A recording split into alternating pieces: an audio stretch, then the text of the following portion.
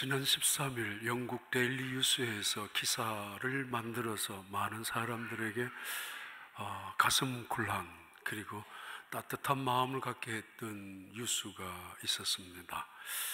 유럽의 작은 나라 크로아티아라는 작은 나라의 조그마한 동네에서 일어난 일입니다. 상새 종류인 그 새 두 마리가 사랑을 하면서 사람들에게 감동을 준 이야기입니다. 한 마리 암컷은 사냥꾼에 의해서 다쳤는지 날개를 쓰지 못하는, 그래서 날지 못하는 새입니다. 유럽에서 3월 말이면은 따뜻한 8월 말 9월 초면은 따뜻한 지역으로 옮겨가야 합니다. 옮겨갈 수 없는 아내 그 암컷 새를 남겨두고 수컷이 남아프리카 공화국까지 내려갔습니다. 내려갔다가 3월 말이면은 크로아티아라는 이 나라로 되돌아옵니다. 깜짝 놀랐습니다. 주인이 이 새 한 마리가, 남아프리카 공화국까지 내려갔던 새 한 마리가 3월 말에 다시, 그것도 그 먼 거리에, 그것도 정확히 자기 지붕 위로 날아왔기 때문에, 그것도 사랑하는 한 새를 찾아와서 나타난 그 새의 그 주인이 그 이야기를 동네 사람들에게 나누면서 그 이야기는 크로아티아라는 그 나라의 큰 감동적인 뉴스가 되었습니다. 말 못하는 새, 적어도 13,000km 이상을 날아갔다가 적어도 6,000마일에서 7,000마일을 한국 가는 것보다 훨씬 더 먼 거리를 날아갔다가 다시 돌아온 이 수컷의 새는 펠레펜토라는 새, 자기들이 지어준 이름입니다. 그 새는 지난 15년 동안이나 이런 일을 반복합니다. 그때마다 그 주인은 돌아온 그 수컷의 새를 위하여 많은 생선, 고기를 준비해 놓고 기다리고 있다고 합니다. 오늘 사랑의 이야기 그리고 선지자에서 마지막 말씀을 드리려고 합니다. 오늘까지만.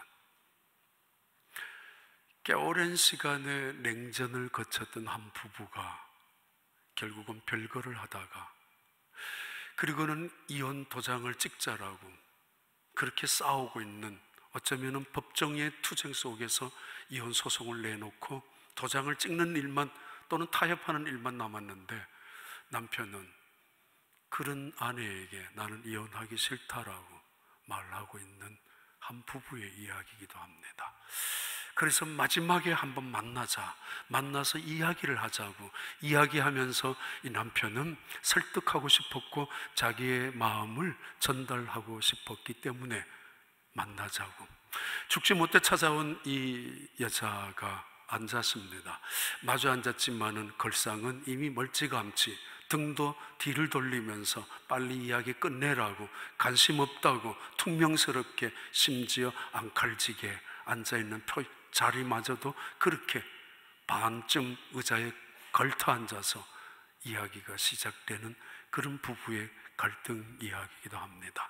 아내는 남편에게 빨리 말 마치라고, 당신 도장 찍으라고, 남편은 마지막 그래도 한가닥의 기대를 가지고 그 여인을 설득하는, 그 여인을 향하여 사랑에 대한 이야기를 하는 것이 사실은 구약 성경의 마지막 책이었던 말라기라는 책입니다.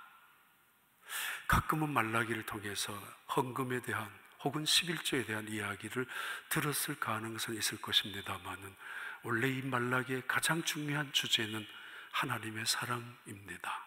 그것도 1000년 동안 이스라엘 백성들을 사랑하는 하나님의 사랑입니다. 인내하고 기다려주고 참아주고 용서하고 그리고 베풀고 배려하고 끊임없이 사랑했던 하나님의 그 1000년의 피 묻은 사랑의 이야기가 말라기라는 선지자를 통하여 유대 백성들에게 지금 최후로 만나서 이야기를 하고 있습니다. 앉아있는 그 아내가 남편에게 대들듯이 조목조목 따지고 그리고 시비를 걸듯이 이미 마음을 결정하고 나온 여자답게 그 남편을 향하여 볼멘 목소리를 가지고 듣기 싫다고 빨리 말 마치라고 하고 있습니다. 그 여자를 앞에 놓고 이미 고개는 먼 산을 쳐다보고 있는 그 여인을 향하여 남편이 이렇게 말합니다. 당신을 그래도 내가 사랑하지 않았느냐고. 이렇게 말하기를 시작합니다. 그래도 내가 당신을 사랑하지 않았느냐고. 이렇게 시작하는 말라기 1장의 내용은 이스라엘 백성들을 향한 하나님의 마음이었고, 이렇게 조금이라도 설득이 되면은 그래도 하나님께서 끈을 놓지 않으려고 했지만은 결국 이 여자는 빨딱 일어서면서 뒤도 돌아보지 않고 떠나가 버리고 말았던 그 순간에 하나님은 충격을 받아서 벙어리가 되시고 마셨습니다. 너무도 충격을 받아서 자신이 1000년 동안 기다려주고 배려해주고 참아주고 용서해준 그 사랑이 결과가 이 모양밖에 안 된단 말인가 라는 충격 때문에 그는 입을 닫아버리고 말았습니다.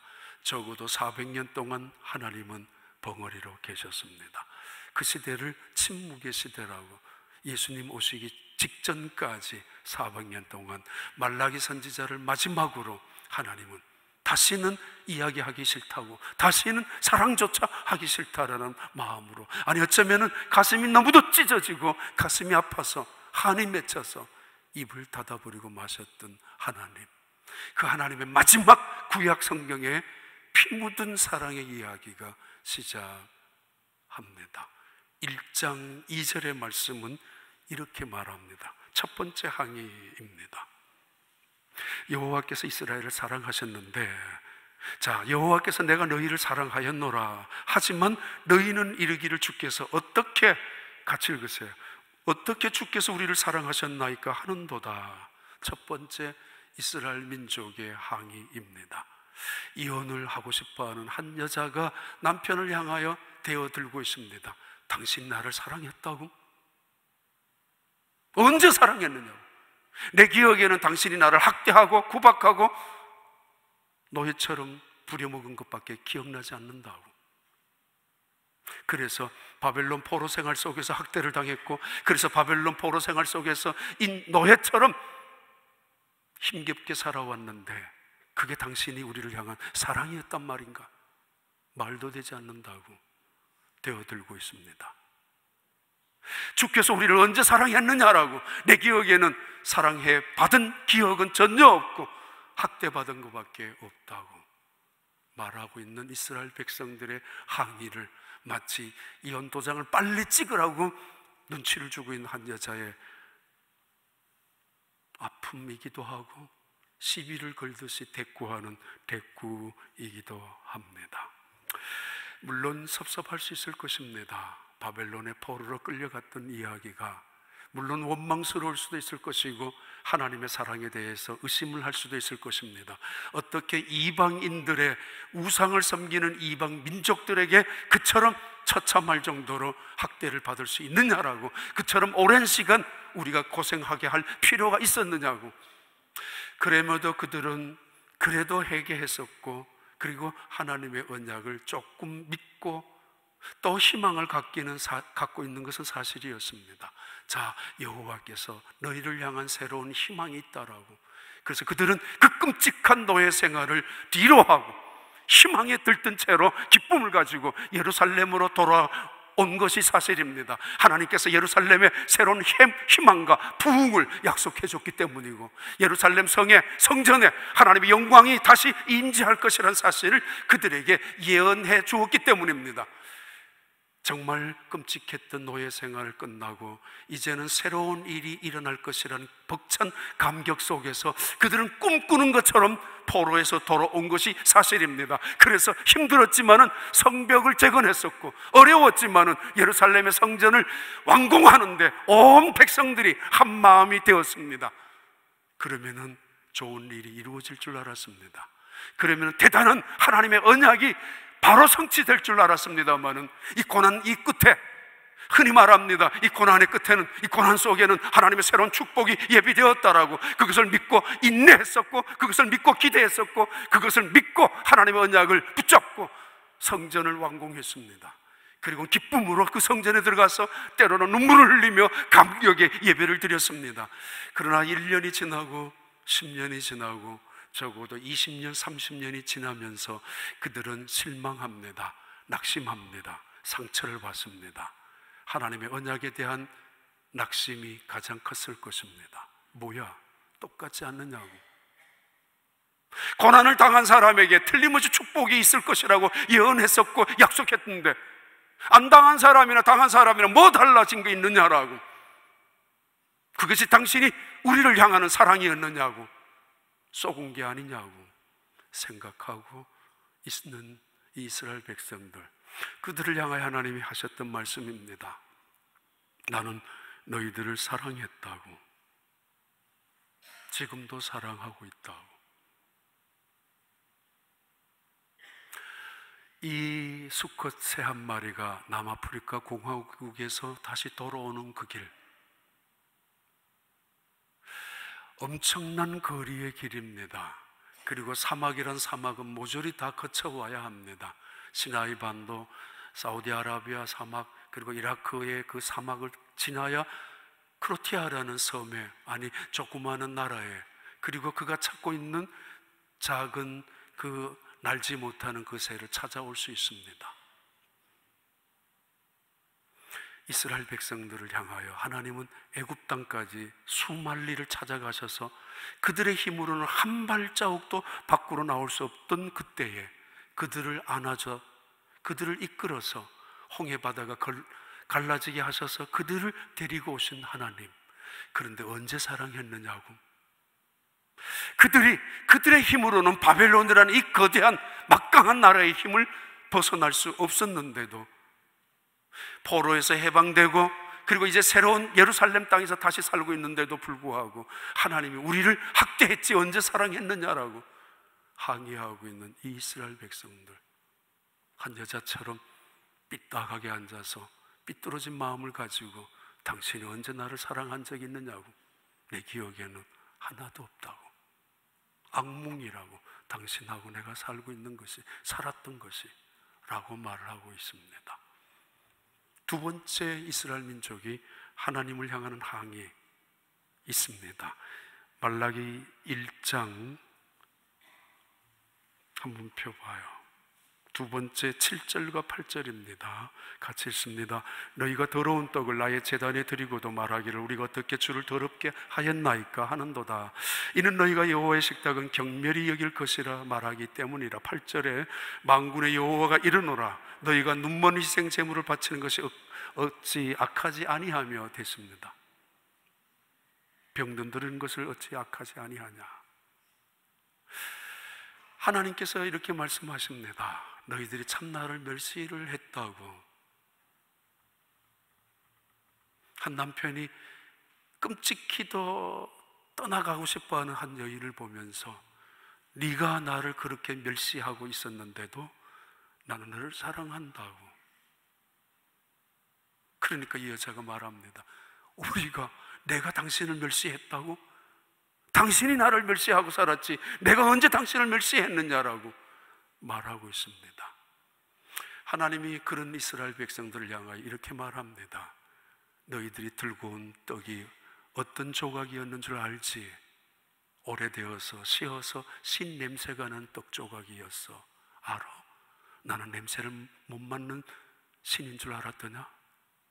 너희들이 가지고 온 것은 너희들도 사기도 싫고 팔기도 싫은 그 병든 것을, 그리고 가장 너희들이 쓸모없다고 여기는 그런 것들을 가지고 와서 내 제단에 올려놓지 않았느냐? 그러고도 나를 멸시하지 않았다고? 내가 멸시한 적이 없다라고?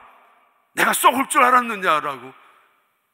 그러면서도 나는 참아왔었고 언젠가는 깨닫겠지 하고 기다려왔었는데, 언제 한번 그 식탁에 마음을 다하여 사랑을 담아서 정성스럽게 떡을 올려놓은 것이 있느냐라고.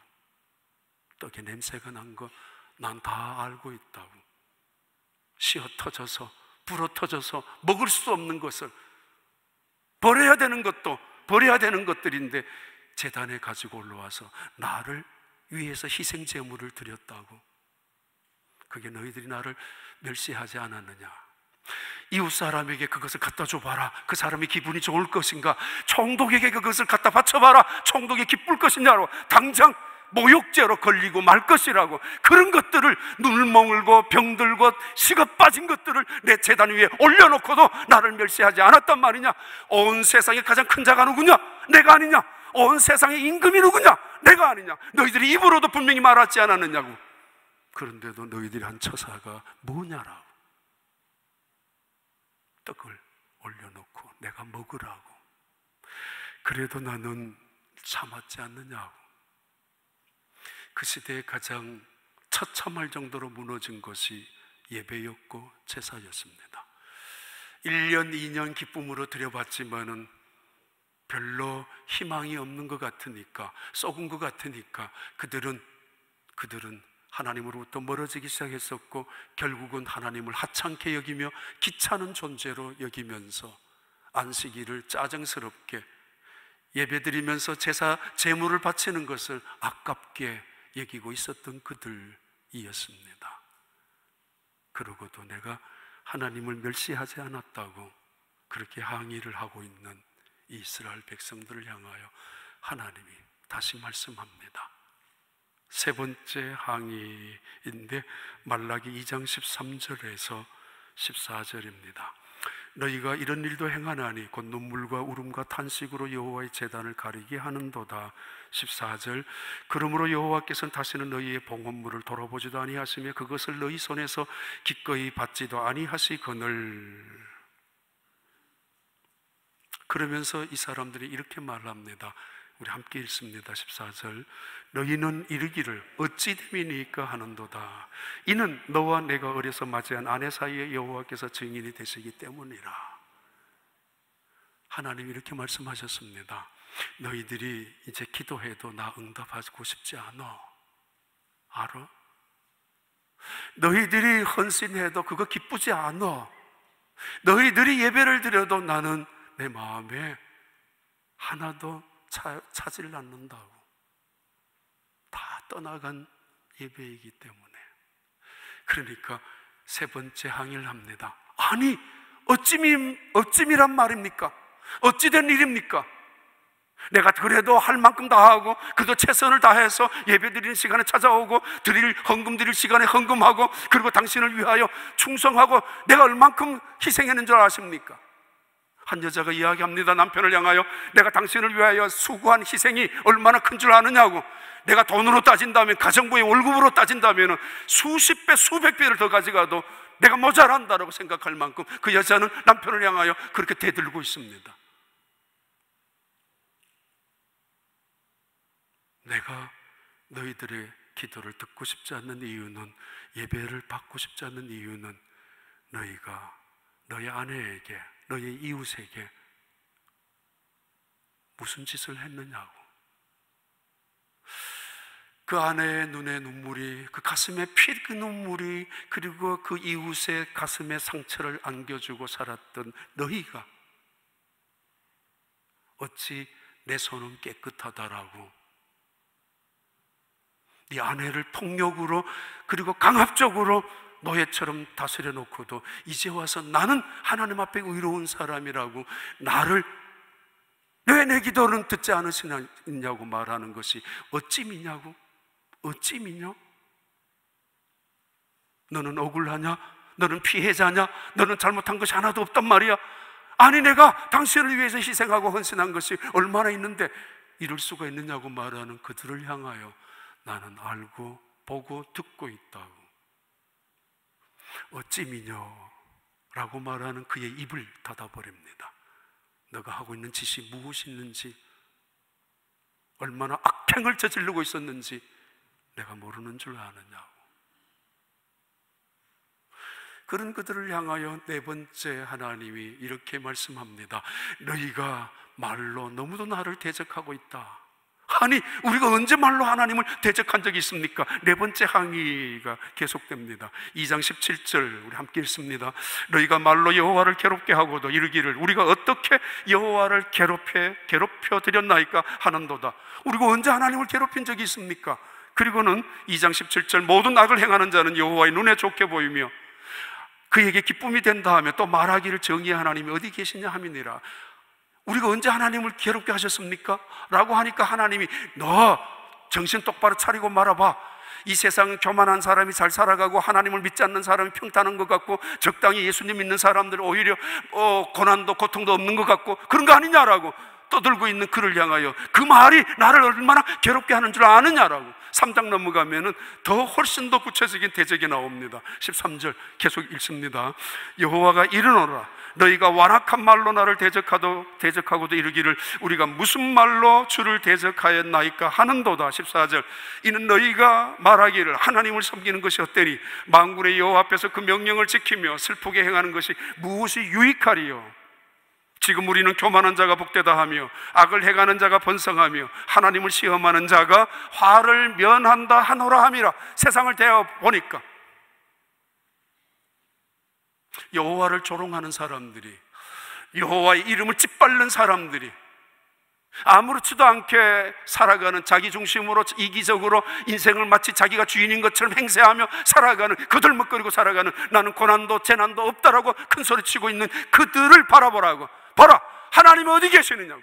공의의 하나님, 정의의 하나님이 계신다면 왜 이런 일이 터지고 마느냐라고.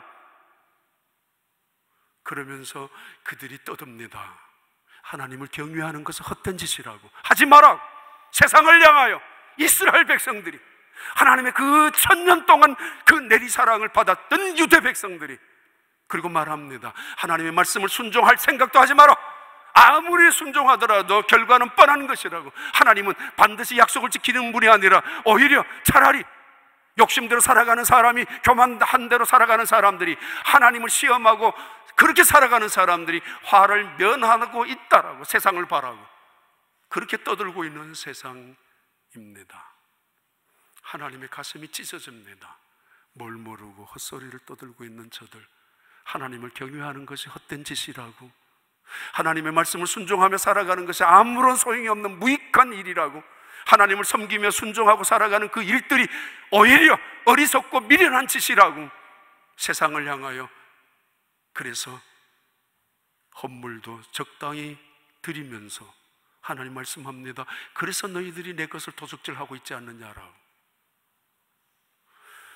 하나님을 적당히 시험하는 사람들, 그들은 오히려 화를 면하고 있지 않느냐라고. 세상 사람들이 그렇게 떠들고 있습니다. 그렇게 떠든 걸 내가 다 들었는데 우리가 언제 하나님을 괴롭게 했느냐고요? 우리가 언제 하나님을 대적한 적이 있느냐라고요? 그런 그들에게 하나님이 조목조목 따져줍니다. 그래서 여전히 반쯤 의자를 걸터 앉은 한 여자, 빨리 그 남자의 이야기가 끝나기만 기다려서 종이를 건네주고 도장을 빨리 찍으라고. 그리고 그 여자의 관심은 나에게 돈이 얼마나 돌아올 것인가, 얼마나 그 재산 속에서 내가 얼마나 더 뺏을 것인가, 그것만 관심이 오뚝 차 있는 이 여자는 아랑곳하지 않고 듣지 않고 있습니다. 5번째 항의가 나옵니다.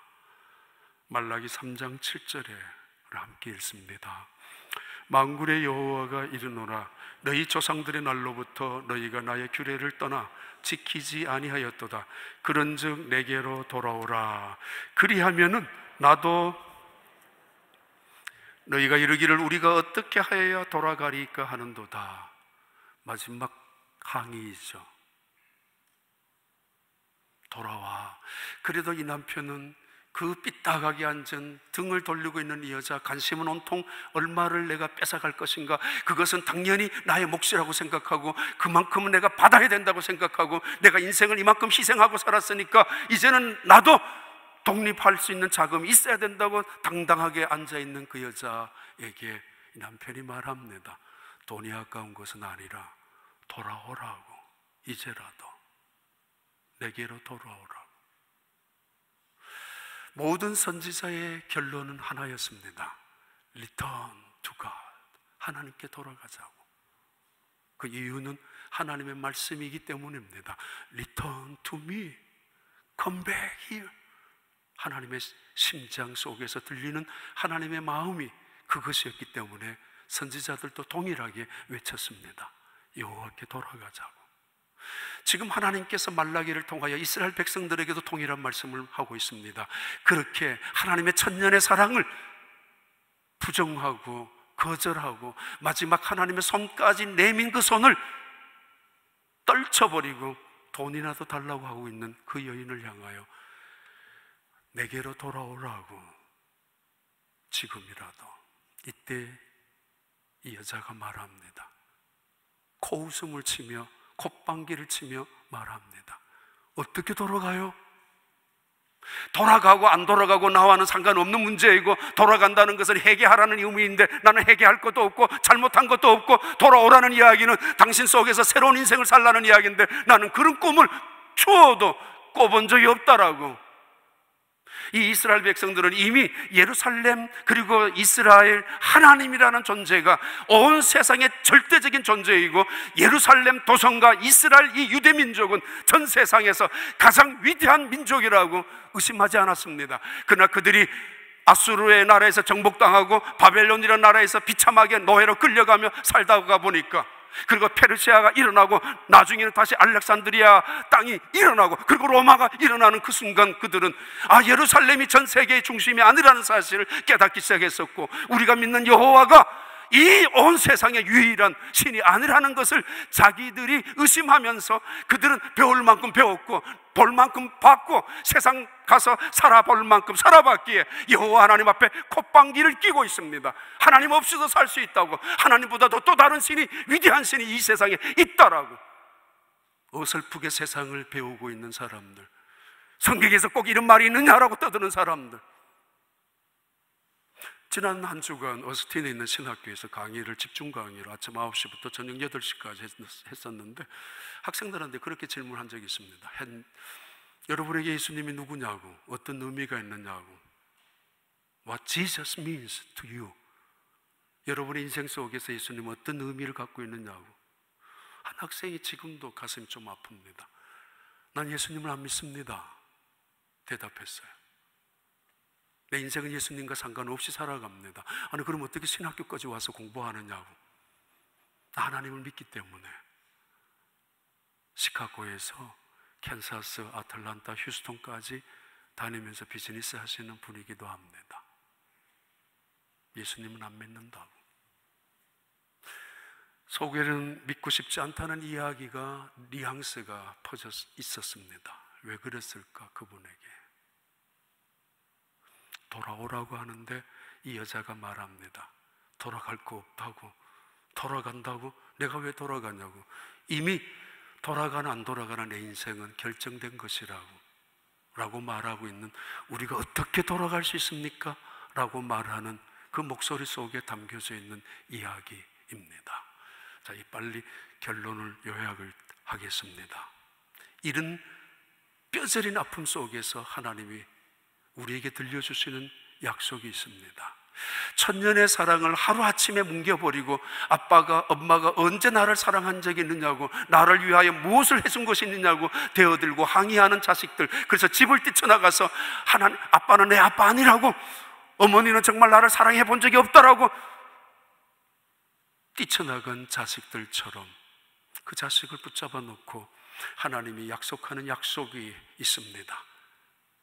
이 약속이 통하지 않았기에 하나님은 입을 닫고 말았고 400년 동안이나 침묵하시고 마셨습니다. 어떤 약속이냐면, 이것은 오늘 우리에게 주시는 놀라운 약속이고, 요한계시록에서도 계속 언급하는 놀라운 하나님의 예언 그리고 약속이기도 합니다. 하나님의 첫 번째 약속은 이것입니다. 말라기 3장 16절 같이 읽습니다. 여호와를 경외하는 자와 존중히 여기는 자를 기름책에 기록하셨느니라. 온 세상이 피차 떠들고 있습니다. 다른 말로 그들은 모이면 습관처럼 떠듭니다. 다른 말로 말하면 그들은 함께 모이면 마치 자기가 의기양양한 것처럼, 자기의 생각이 옳은 것처럼 떠들고 있습니다. 여호와는 죽었다, 안 계신다 라고 말하고 있는 그 시대, 여호와는 아무 쓸모도 없는 존재다, 여호와께서 우리 민족을 향하여, 나를 향하여 해준 것은 아무것도 없다라고, 그가 무슨 사랑을 했느냐고, 심지어 우리는 그를 괴롭히는 것도 당연하다라고, 그는 우리에게 뺏어간 것 외에 뭐 있느냐라고 하는 그런 소리를 듣고 있는 중에, 하나님을 믿는 것은 헛된 짓이다, 경외하지 마라, 여호와에 순종하는 것은 이것은 무익한 일이라고, 섬기는 것도, 그리고 차라리 여호와를 시험하는 사람이 화를 면할 것이며, 오히려 교만하게 거만하게 살아가는 사람들이 평탄한 거 아니냐, 무슨 공의의 하나님, 무슨 사랑의 하나님, 사랑의 하나님이 우리에게 보상을, 고난 속에서 나타나는 보상이 어디에 있느냐라고. 하나님의 언약이 신실하다면 지금 우리는 왜 여전히 가난 속에서, 왜 여전히 궁핍 속에서 고통을 당해야 되느냐고 하는 그 시끄러운 소리 속에서 어떤 사람이 말합니다. 여호와 니시를 말하고, 어떤 사람이 고백합니다. 여호와 이레를, 여호와 라파, 여호와 삼마를 고백하고 있습니다. 여호와는 여전히 신실하신 분이고, 여호와는 우리를 치료하신 분이고, 여호와는 여기 계시고, 여호와는 저기도 계시고, 여호와는 우리와 함께 하시는 하나님. 고난 속에서, 아픔 속에서, 실패 속에서, 아니 하나님은 없다라고 떠들고 있는 세상에, 그 지옥 같은 떠듬 속에서, 인간의 아비규환의 절규 속에서, 하나님 믿지 말라고 떠드는 세상 속에 여호와 이름을 망령되이 일컫고 여호와 이름을 짓밟고 조롱하고 있는 그 시대 속에 어떤 사람은 하나님은 신실하신 분이라고, 하나님은 사랑이라고 고백하는 사람이 있었습니다. 하나님 그것을 들었습니다.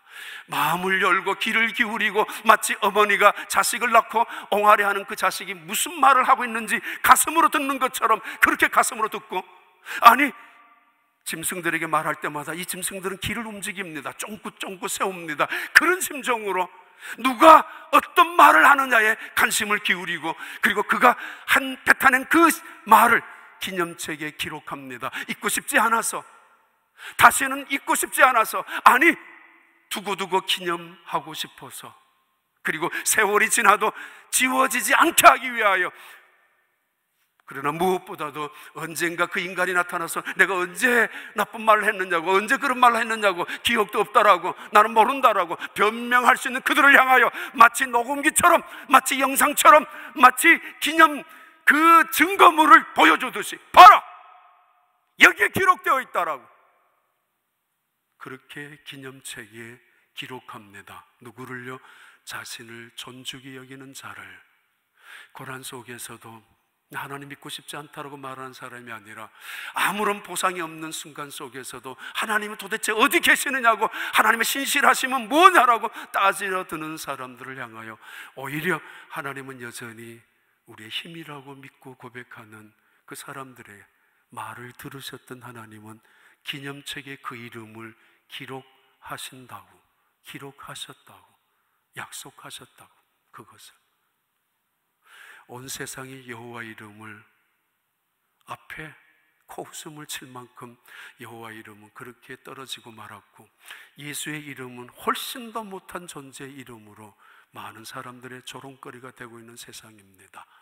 그런데 그 중에서도 어떤 사람들은 나는 여호와의 백성이라고, 여호와는 창조주이며 여호와는 신실하신 분이라고, 이 세상에 오셨던 예수 그리스도, 그분은 하나님의 아들이라고 믿는 사람들, 어떤 순간 속에도 나는 그분 한 분으로 만족하고 그분 한 분으로 내 인생의 모든 것들이 가치관이 바뀌었다고 말하는 사람들, 그들의 소리에 귀를 기울이셨던 하나님, 그들의 말을 기념책에 기록하고 있다는 의미입니다. 민수기 14장 한번 이것은 읽어야 합니다. 같이 민수기 14장 띄워봐요. 나를 원망하는 이 악한 회중에게 내가 어느 때까지 참으랴. 이스라엘 자손이 나를 향하여 원망하는 바 그 원망하는 말을 내가 들었노라. 28절, 그들에게 이르기를 여호와의 말씀에 내 삶을 들고 맹세하노라. 너희 말이 내 귀에 들린 대로 내가 너희에게 행할 것이라. 내가 너의 말이 내 귀에. 마태복음 12장은 동일하게, 그러나 아주 구체적으로 강조하고 있는 예수님의 말씀입니다. 자식들아, 너희는 악하니 어떻게 선한 말을 할 수 있느냐? 이런 마음에 가득한 것을 입으로 말함이라. 35절, 선한 사람은 그 쌓은 선에서 선한 것을 내고 악한 사람은 그 쌓은 악에서 악한 것을 내느니라. 36절, 내가 너희에게 이르노니 사람이 무슨 무익한 말을 하든지 어떤 말을 하든지 심판날에 이에 대하여 신문을 받으리니. 이 공중 안에 있는 1시간 지나고 나면 떠들었던 말들을 기계로 잡아내면 무슨 말을 했는지 다 현대과학은 찾아낼 수도 있는 세상 속에 살아갑니다. 어찌 하나님이 모르겠습니까? 그래서 그 말한 대로 모든 사람들은 보응을 받게 될 것이라고. 존중이 여기는 사람들의 말, 그들의 믿음, 아픔 속에서도 고통 속에서도 하나님을 향하여 무릎을 꿇던 그들의 고백을 기념책에 기록하시는 하나님. 두 번째는 17절의 말씀입니다. 하나님의 약속입니다. 하나님의 약속은 같이 읽습니다. 그들을 여호와께서 특별한 자기의 소유로 삼을 것이며 그들을 하나님은 아낄 것이다. 하나님은 특별한 소유로, 몇몇 사람들이겠지만은, 많은 대다수가 아니라 소수의 사람이겠지만은 하나님은 그들을 자신의 특별한 소유로, They will be mine. 그들은 나의 것이 될 것이라고. When I make up, 그들을 만들 것인데 treasured possession이라. 특별한 보물처럼 보석 같은 존재로 내가 만들 것이며, 그리고 그들은 나의 특별한 소유로서 내 손에 있을 것인데 내가 그들을 소중히 아낄 것이라고 말하고 있습니다. 누구도 손댈 수 없는, 누구도 함부로 할 수 없는 하나님의 소유로, 특별한 소유물로 삼으시겠다라는 약속입니다. 하나님은 살아계시고 하나님은 신실하시고 하나님의 약속은 결코 변개함이 없으신 분이 하나님이십니다. 그분이 말씀하십니다. 자기를 믿는 자에게, 자기를 존중히 여기는 자에게, 여호와 이름을 부르는 자에게, 여호와를 의지하고 신뢰하는 그들을 나는 특별한 소유로, in the day, someday, 언젠가는, 그날엔 특별한 소유로 삼을 것이라고. 출애굽 19장에 나오는 말씀입니다. 하나님께서는 이스라엘 백성들을 애굽 땅에서 건져주셨습니다. 그 이유가 수많은 세상의 모든 것들이 다 내 것이지만은 내가 이스라엘 민족 너희를 나의 특별한 소유로 삼아서 온 세상으로 하여금 내가 너희와 함께 하는 것을, 내가 너희들 지켜주는 것을, 내가 너희들 속에 나의 영광을 드러내는 것을 보여줄 것이라고 출애굽 19장이 나오는 말씀입니다. 그래서 하나님은 이스라엘 백성들을 애굽에서 건져주셨고 요단강을 건너게 하셨고 이스라엘 백성들에게 십계명을 주시면서 지키라고. 베드로전서 2장 9절이죠. 너희는 왕 택하신 족속이요 왕 같은 제사장들이요 그의 소유된 백성이요 기업이며 거룩한 나라라고. 우리를 크로티아 그 나라에서 이 두 마리의 새 이야기를 너무 지금 15년 동안 그렇게 하고 있는 그 새들을 크로티아 나라에서 애니메이션이라는 홍보 동영상을 만들었습니다.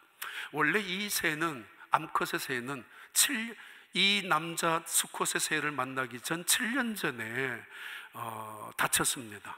그래서 주인 남자가 다쳐서 날지 못하는 이 새를 자기 지붕 위에 얹어놓고 먹이도 주었는데 7년이 지난 다음, 그러니까 지금부터 22년 전의 이야기였는데 7년이 지난 다음 15년 전에 한 남자, 이 수컷의 새가 찾아와서 사랑을 하기 시작했다고. 하나님의 사랑이 우리에게 먼저 찾아오셔서 날지도 못하는, 아직 연약하고 죄인되고 원수되었던 우리들을 위하여 찾아오셔서 먹을 것을 주시고 그리고 케어해 주시는 감동적인 이야기로 크로아티아 시민들에게 늘 따뜻한 눈물을 그리고 따뜻한 마음을 만들어주는 이 새는 어쩌면 하나님의 마음일 것입니다.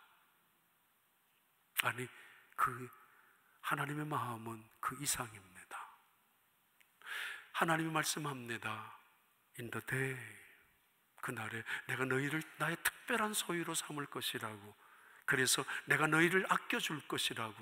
왜 우리를 특별한 소유로 삼고 우리를 아껴주는 그 이유는 우리를 어두운 데서 불러내신 하나님의 놀라운 은혜를, 놀라운 그 영광을 세상 사람들에게 증거하게 하기 위하여. 오늘도 하나님은 계시지 않는다, 하나님을 섬겨도 웃기는 짓이다, 콧방귀를 끼고 있는 세상 사람들을 향하여 너희들만이라도 그들에게 증거하고 살아가라고, 너희들의 삶을 통하여 그들에게 감동을 주라고. 우리를 어두운 데서 불러내어서 택하신 족속으로, 왕같은 제사장으로, 거룩한 나라로, 그의 소유된 기업으로 살아가게 하는 이유가 있다는 것입니다. 그리고 세 번째 마지막 이유는 하나님의 약속은 18절의 말씀입니다. 우리 함께 읽습니다. 그때 너희가 돌아와서 의인과 악인을 분별하고 하나님을 섬기는 자와 섬기지 아니하는 자를 분별하리라. 말라기 4장 1절부터 우리 함께 읽습니다. 같이. 만군의 여호와가 이르노라. 보라, 용광로 불같은 날이 이르리니 교만한 자와 악을 행하는 자는 다 지푸라기 같을 것이라. 그 이르는 날에 그들을 살라 그 뿌리와 가지를 남기지 아니할 것이로되. 그리고요, 내 이름을 경유하는 너희에게는 공의로운 해가 떠올라서 치료하는 강선을 비추리니 너희가 나가서 외양간에서 나온 송아지같이 뛰리라. 3절. 또 너희가 악인을 밟을 것이니 그들이 내가 정한 날에 너희 발바닥 밑에 재와 같으리라. 나 만군의 여호와의 말이니라.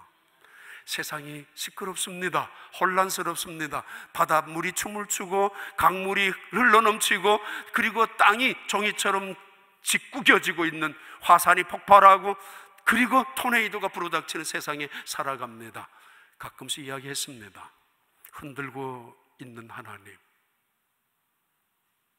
진짜와 가짜가 구별됩니다. 그래서 하나님이 분별하십니다. 참과 거짓이 드러납니다. 더 이상 숨어 있을 수 없습니다. 좌파냐 우파냐, 옛날 같으면 숨어 있었지만은 지금은 전부 나 좌파라고, 왜? 나 우파라고, 왜? 그래서 싸우고 있는, 확연히 드러납니다. 탤런트들, 스포츠맨들, 나 예수 믿는 사람이라고 고백합니다. 숨어 있지 않습니다. 옛날 같으면 간첩들 숨어 있었지만은 요즘 그럴 필요도 없습니다. 다 드러나고 있습니다. 양과 염소가 드러납니다. 누가 양인지 누가 염소인지, 흔들고 있는 세상 속에, 흔들리고 있는 세상 속에, 땅이 무엇인지 바다가 무엇인지 점점점 드러나고 있는 세상 속에 가짜와 진짜가, 양과 염소가 구별되어지고 있습니다.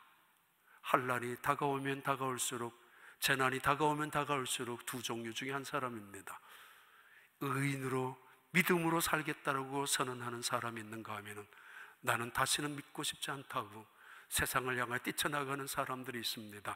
그날에는 의인과 악인이 구별될 것이며, 그날에는 섬기는 자와 섬기지 않는 자가 구별될 것이며, 그날에는 바로 하나님을 믿는 자와 믿지 않는 자가 판별, 분별되어서 어떤 사람은 구원받을 것이며 어떤 사람은 심판을 받을 것이라고 하나님의 예언과 약속입니다.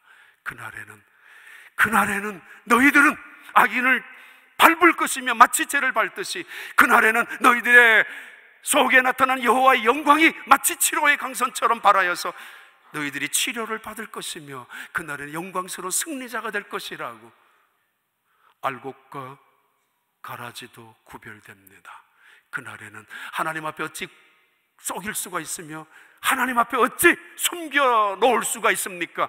지금은 공의로운 하나님 어디 계시느냐고, 지금은 사랑이 많으신 하나님이 왜 이런 일을 당하느냐라고, 하나님의 언약은 도대체 무엇이냐고 말하는지 모르지만은 하나님은 지금도 듣고 계시고, 하나님은 지금도 구별하고 계시고, 지금도 판별하고 계십니다. 누가 양인지 누가 염소인지, 누가 진짜인지 누가 가짜인지.